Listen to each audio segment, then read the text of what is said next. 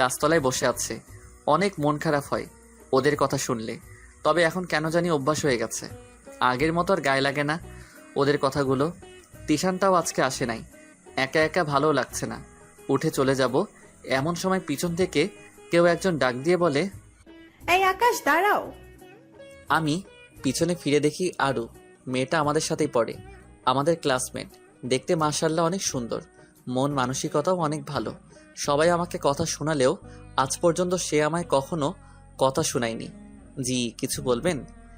হ্যাঁ, বলার জন্যই তো এসেছি।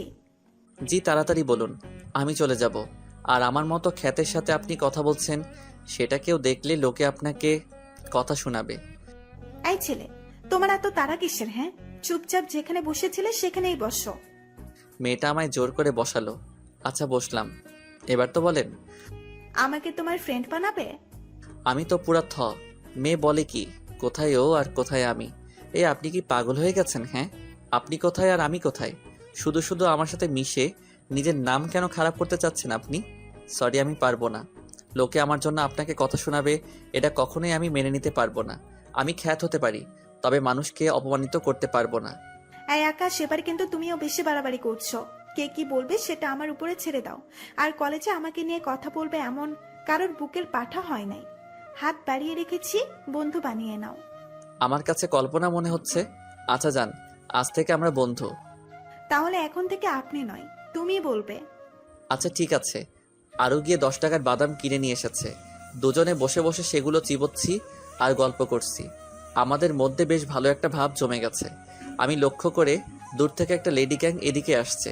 সেখানে অহংকারী মেয়েটাও আছে। আমি নিজেকে আড়াল করে ফেলি, কারণ ওর জন্য এখন আরুকে ওরা কথা শোনাবে।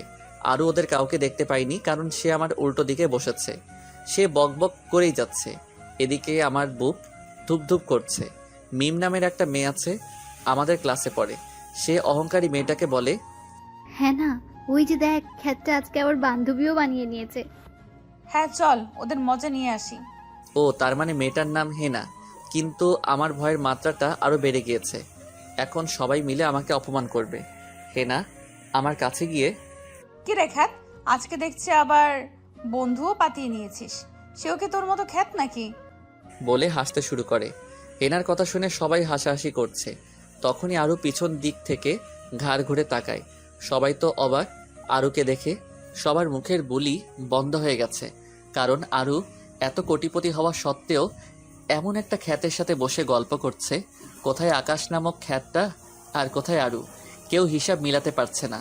তবে সবার মুখের বুলি বন্ধ হয়ে গেছে, কারণ আরুকে কেউ কিছু বলে পারবে না, সেটা যত বড় বাপের ব্যাটাই হোক না কেন। তবে হেনা বলা বন্ধ করে নাই। সে আকাশের মজা উড়াচ্ছে। হেনা নতুন, তাই সে আরুকে চিনে না। এই মেয়ে, আর একবার যদি আকাশকে নিয়ে কিছু বলেছো, অবস্থা খারাপ করে ছেড়ে দিব। তুমি যত বড় বাপের বেটিই হও না কেন, আমি কাউকে পরোয়া করি না। সে তোমার বাপের টাকাই খায় না, তোমার বাপের টাকাই পড়ে যে তুমি ওকে কথা শোনাচ্ছ। হেনা আরুর কথা শুনে রেগে লাল হয়ে গেছে। এই মেয়ে, তোমার কেন এত গায়ে লাগছে? আমার বলা, আমি বলছি। তোমার এত কিসের সমস্যা? আমার অনেক সমস্যা, কারণ সে আমার বন্ধু। সো মুখ সামলে কথা বলো। আমি তো আরুর কথা শুনে হা হয়ে আছি। দেখা যাবে এই ফকিনীটার সাথে কয়দিন বন্ধুত্ব থাকে। আর শোন ছোট লোক, তোকে আমি দেখে ছাড়বো। দেখে নিয়েছো, এখন ভাগো। হেনা রাগে ফসফস করতে করতে সেখান থেকে চলে যায়। আমি হা হয়ে আরুর দিকে তাকিয়ে আছি। কেমন দিলাম? কি বলবে ভাষা খুঁজে পাচ্ছে না সে। Thank you. আরে বন্ধু বান্ধবের মাঝে নো থ্যাঙ্কস, নো সরি। তুমি সত্যি অনেক ভালো একটা মেয়ে আরু। দুজনে অনেকটা সময় আড্ডা দিয়ে বাসায় চলে এলাম। আমার আজ খুব খুশি লাগছে, একটা ভালো বান্ধবী পেয়েছি, আর তার উপরে নাম্বারও দিয়ে দিয়েছে। বাসায় এসে দেখি পল্লব খাওয়া দাওয়া সব রেডি করে ফেলেছে। যাক ভালো হয়েছে, আর রান্না করতে হবে না। তারপর আমি কাপড় চোপড় নিয়ে ফ্রেশ হতে যাব। ঠিক সেই সময় ফোনটা আবার বাজা শুরু করে। আমি কাপড়গুলো ওয়াশরুমে রেখে এসে ফোনটা রিসিভ করি। হ্যালো, কে বলছেন? আমি বাইজিৎ, থানা দারোগা বলছি। আপনি কি আকাশ মাহমুদ? হ্যাঁ হব একজন। কি দরকারে ফোন দিয়েছেন সেটা বলেন। আপনার ছোট ভাই মুন্না এখন জেলে বন্দি। তাকে শহরের ছেলেদের সাথে গ্যাঞ্জাম করার সময় আটক করেছি। ওকে অনেক মারধর করে ছেলেপেলেরা, তাই তাকে বাঁচিয়ে এনে থানায় আটক করে রেখেছি। আর থানার মধ্যে ওর ট্রিটমেন্ট চলছে। আমার তো মাথা 100-তে 100 গরম হয়ে গেছে। আমার কলিজার ছোট ভাইকে কে মেরে